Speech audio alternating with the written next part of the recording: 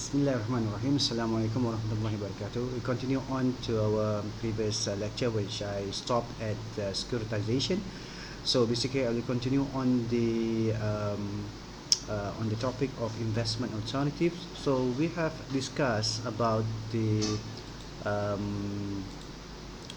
what you call it, several investment alternative. For example, we have discussed about the non-marketable financial assets, okay, for example, such as banks, savings account, certificate of deposit, money market deposit account, and so on, which cannot be what you call it, transferred in the market because there's no market for it, okay. And then we have the money market securities, capital market securities, okay. Capital market securities, we can further divide the capital market into two components. The first component is the debt market, okay, and the second one is the equity market. So the debt market consists of the bond and also sukuk, and whereas the equity market consists of shares, preference shares, and so on. Alright, so we have discussed about bond and sukuk in the previous lecture. So we end we call it the last session in between bond and also equity. So what actually we have ended it in this topic, okay, basically securitization, whereby it's actually a process whereby you transform of illiquid risky individual loans into asset-backed securities. So what has been done in the subprime crisis, okay, one of the reason why the subprime crisis occurred because of the asset-backed securities are not really we call it good assets, okay. They are not really good. They are actually very poor and very weak asset because the loans that has been bundled up to become we call it a certain product, because it has been securitized, were given to consumers or to the borrowers who are actually cannot afford to pay the loans, because the policy of the banks at that particular time in the US, okay, they have what I call it a very stringent, not stringent, very less stringent policy in providing loans to the borrowers. And basically marketable securities backed up by auto loans, credit card receivables, small business loan, leases, and so on. So basically there are these assets actually being securitized and then being resold to the other market, for example in the Euro market and so on, okay. So Euro banks has been the key players that actually bought the securitization in the case of the subprime crisis. Alright, then provide high yield but short maturities. Investment is also being graded by the rating agencies. Now let's look at the equity securities. Alright.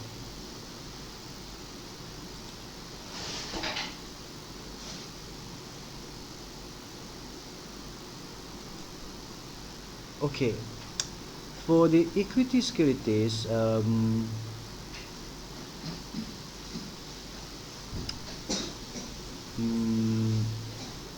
as we know that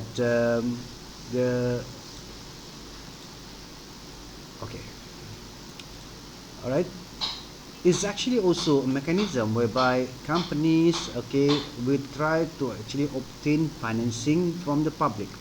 Alright, so basically equity securities denote an ownership of interest in a corporation. So if you want to become the owner of a particular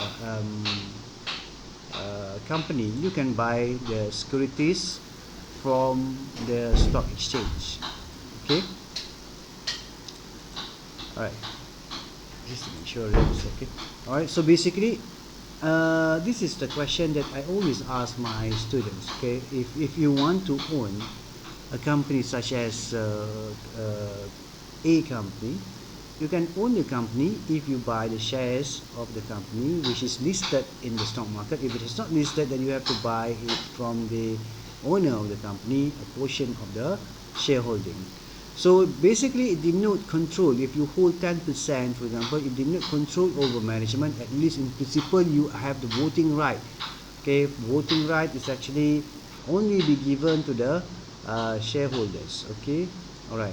Now, and one more thing is that when you have these shares, okay, it's actually different as compared to the enterprise, okay, or what you call it, the sole proprietorship, because it denote, okay, the public listed companies denote limited liabilities. Investor cannot lose more than their investment should the corporation fail, right? So if the corporation fail, you will only lose your capital that you invest in that company. Okay, no other, what call it, your asset will be forfeited or be taken from the legal authorities. All right, if the business fail.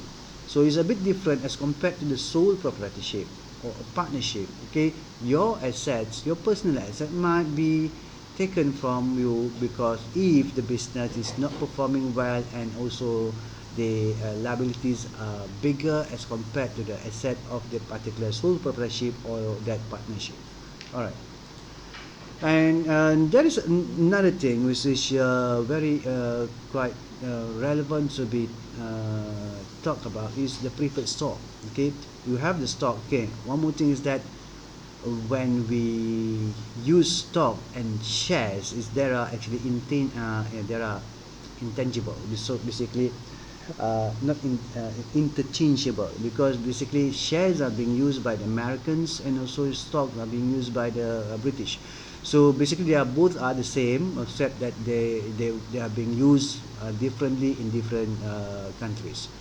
Well, here preferred stock basically is actually a hybrid security, because features both of debt and also equity. It's actually a combination of bond, of sukuk, okay, and also the characteristic of equity.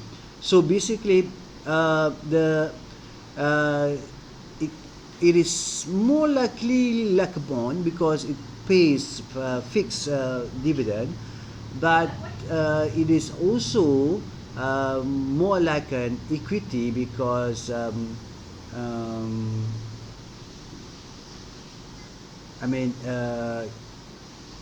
because even though you don't have a voting right, but some of the preferred stock have voting right, because there are not many, but majority of the preferred stock do not have voting right. But you are like the, what you call it, the stockholders, because you actually own the company. Okay, you own the company instead of you are just being a debtor, a creditor, okay, lender when you are when you are hold a bond.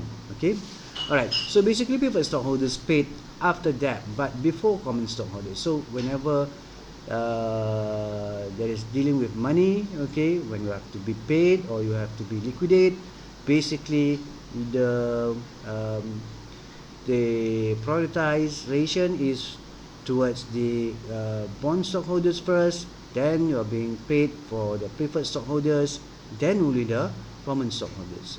And also dividend is known, it's fixed in advance, and may be cumulative if dividend omitted. Okay, and then it's often convertible into common stock. So basically the preferred stock can be converted into common stock. Okay, and then it may actually carry a variable dividend rate. Okay, it may carry a variable dividend rate. All right. Now let's look at another type, which is common stock itself. Common stocks, okay, holders are residual claimants on income and also asset. So basically, you just like the, or if you are, I'm using an analogy of a kanduri. If you know what's kanduri, a kanduri is actually what I call it, a festive uh, Malay traditional, whereby they will call all the relative, the neighbors to come and to have some food together, and then also to say the prayer together, and then they call it a kanduri because they want to probably want to celebrate their children wedding, okay, or maybe the children went to university and so on. So basically they just want to say their gratitudes to to God, and also to provide some food for their neighbors and also for their relatives. Okay, all right. So basically, a kenduri. Okay, we can also imagine that whenever you have your guests coming, you will be they are be giving your first priority to what call it, to eat all your food that you have prepared, and then you will be the last one to eat whatever which have been left over by the guests. So this is actually like saying that it's just the same as the common stockholders. You will be the last one to receive anything, okay, on your residual claimants or income and assets, okay, because you are the owner of your company. All right. So this is one analogy that I'm trying just to say that probably it can be useful for the Malay and for the Malaysian, as for example, to understand more better about what is actually common stock. And then par value is actually the face value of the shares. Okay, book value is accounting value of the shares, and market values is current market practice of a share. All right. Okay, now let's look at the common stock. Basically, common stock, okay, you can earn income from two types of income. The first one is from dividend gain, and the second one is from um, capital appreciation.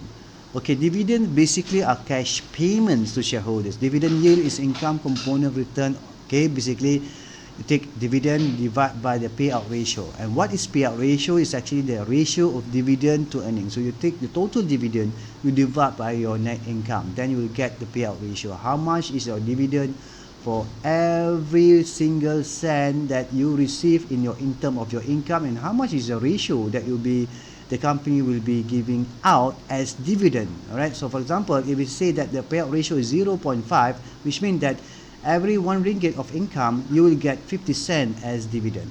Okay, so basically dividend, one thing that you need to understand is the declaration date, ex-dividend date, hold of record, and then the payment date. Okay, basically if you want to buy, let's say you want to buy stocks in the stock exchange or Bursa Malaysia. Let's look at a Bursa Malaysia, for example. Now, okay. Okay, hold on.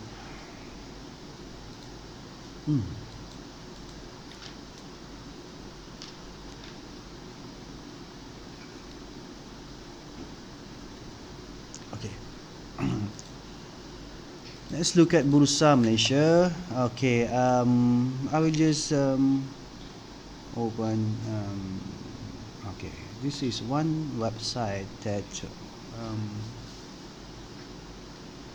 which is good if you want to find okay, companies that are paying dividends, okay, and currently want to pay dividend to the what you call it, investors. So you can actually get buy in, okay, some of the stocks that are nearly paying its dividend. All right, so that you can get the dividend. All right, so okay, this is dividend screener, but of the Bursa to regular income dividend investment. Okay.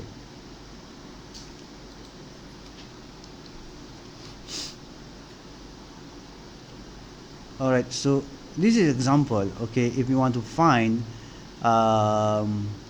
stocks which are paying dividend, and this is dividend yield. Okay, dividend yield is actually basically you take your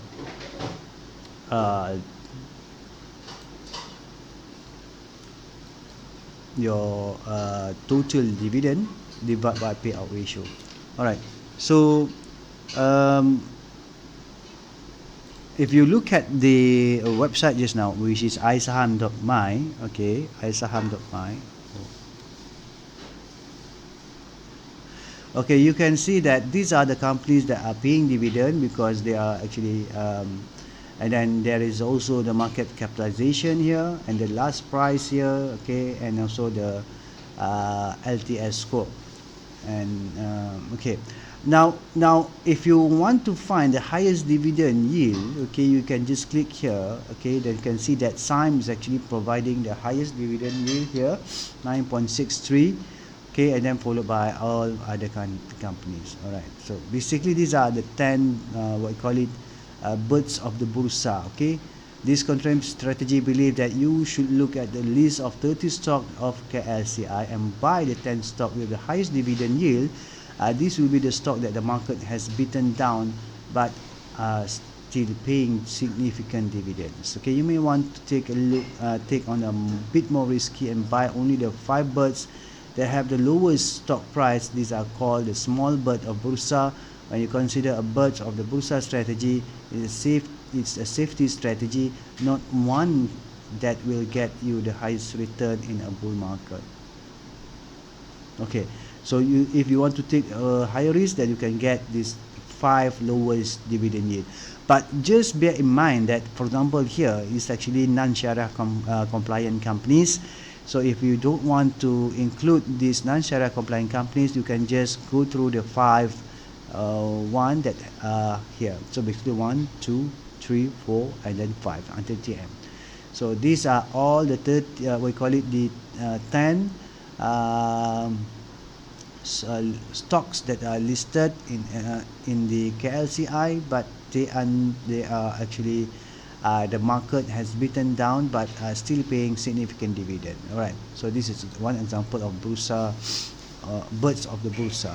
And then you can also look at the dividend growth model and so on. Okay, all right, so there are also indicator screeners saying that probably you want to find okay, I don't want to go into detail, okay, into this screener yet, because I believe that some of you are not very familiar with this stock market thingy, right? So we'll just continue on the explanation of the lecture about the common stock. Okay, so the point that I want to explain to you is that if you want to buy and also to receive dividend, you have to buy before the ex-dividend date. Okay, because this is when the date the company will declare that they will pay dividend, and this will be the date, the last date that you should buy the stock if you want to receive dividend. If you buy after the ex-dividend date, you will not receive the dividend. All right, and then there is a payment date. Payment date will be announced also by the company, whereby they will actually says that this date, okay, the company will pay okay dividend by cash transfer or by giving checks. Okay, all right. So one more thing that to understand, that whenever the company pays dividend, the price will adjust accordingly. Okay, if for example, if the price is the dividend is being paid to, for example, 10 cents, then the price of the shares will also adjust with the amount of dividend that they will be receiving. All right. Okay, stock dividend is payment to owners in stock. Okay, stock split. Okay, what is stock split? Is the issuance of additional shares in proportion to the shares outstanding. All right, so you basically want to split the stock. For example, everyone want to split into 2. Okay, so the book and par value are changed. Okay, but the market capitalization is still the same. All right.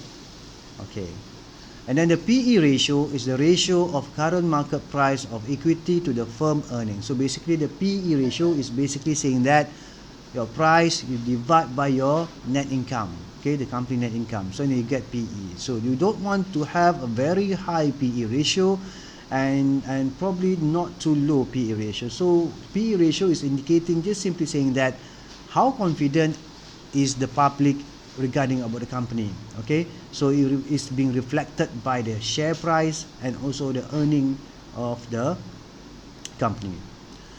Okay, and for this lecture also, There is also one alternative that you can invest your what you call it, in the stocks, in the foreign, okay, investments, for example in the US or in any other countries. So basically you can actually go and buy them, and then you still being charged of a commission, okay. And then there are a lot of brokers out there can actually provide you this what I call it, in international investment. All right, so you can buy Apple, you can buy Facebook, you can buy a lot of other shares which are listed in other exchanges. Okay, so basically this is the thing that you might want to look into also. Okay, there's also one alternative as compared to investing locally. And also one more thing that we'd like to discuss today is actually on derivative securities. Okay, what is actually derivatives? Derivatives is something that is securities values, whose values is derived from another security. So it's actually a derivation of one value from another value from another security. So futures, options, contract are standardized and performance is guaranteed by a third party. So basically it's actually being used also as a risk management tool, and also as a speculative tool also. And futures, you can go and look at, there are futures for index, you have futures for CPOs, or your futures for commodities and so on. There are a lot of these futures. Okay, I would like to show it to you. This is using investing.com. Probably you want to look at there are also a lot of investment alternative that we can use. All right. Okay, this is one of the website that I always refer to if you want to look at the market, the global market performance at the current situation right now. You can look at here. Okay, you have index futures here. Okay, this is index futures. So whereby you can look at the Dow Jones, S&P 500, okay, Nasdaq, but this is all for June, right? This is all for June. This is all for June. So you are looking at the June future price, okay, June future price. So so this is the thing, okay. All right, so this is futures out, right? So, and then you can also look at the index CFD. Okay, the index CFD can, okay, cash CFD, right? Real time 24 hours index, okay, cash CFD. So basically it's actually Dow 30. Then there are so many here, right? This is also outright, okay, with real time 24-hour index cash CFD. And then you have also global index and so on. All right, so now we look at also at the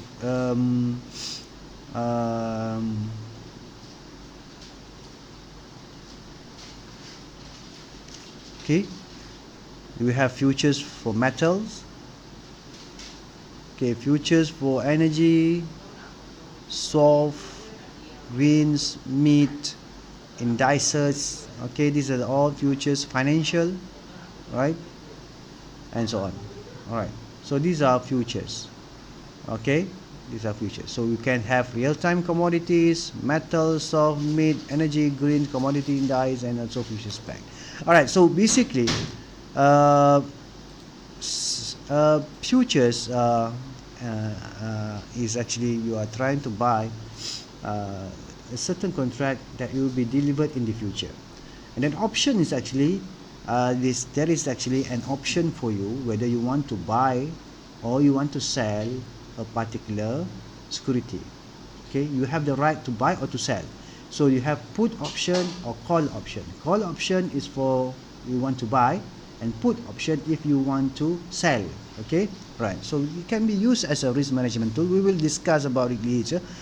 And also warrants are option issued by firm. Now warrants are actually a bit different because it's actually like option, but it's actually offered by the firm itself. So if you look at the Bursa Malaysia, basically if you look at the name of the counter, if there is -W, then it's actually a warrant. So a warrant is actually simply stating that you have the right to buy the company shares, but still you do not own the shares, the company yet. You do not own the shares yet. You only have the right. You only have the right, and you can exercise your right, or you can actually forgo the right to exercise it. All right, and there is a fee for you uh, to obtain the right. So basically, normally warrants are being sold at a lower price, and then as compared to the share price itself.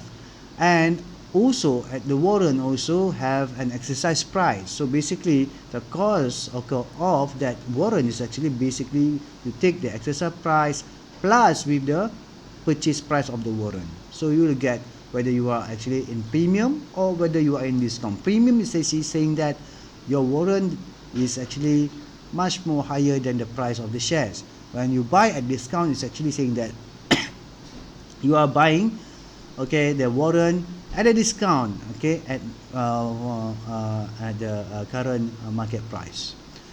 All right, so the options, okay, I've mentioned just now, you have call option, you have put option, whereby the buyer has the right but not the obligation to purchase or to sell, okay, a fixed quantity from or to the seller at a fixed price before a certain date. Okay, basically right is sold in the market price at the price. Okay, and then futures is actually you want to buy, okay, something that in the future and will be delivered also in the future. So the contract may be June, July, August contract and so on.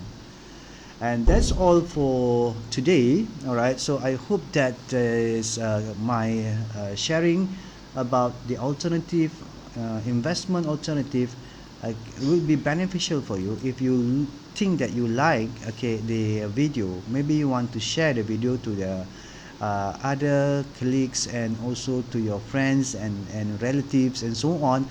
And also, if you like to join my Telegram group, you can go to Telegram, okay, Telegram, and then you can type Dr. Adli executive exclusive growth stock, and then you can actually what I call it join the group. And there are about 1,633 members. We are all here to learn from each other. So with that, I thank you. Assalamualaikum warahmatullahi wabarakatuh. See you in our next video.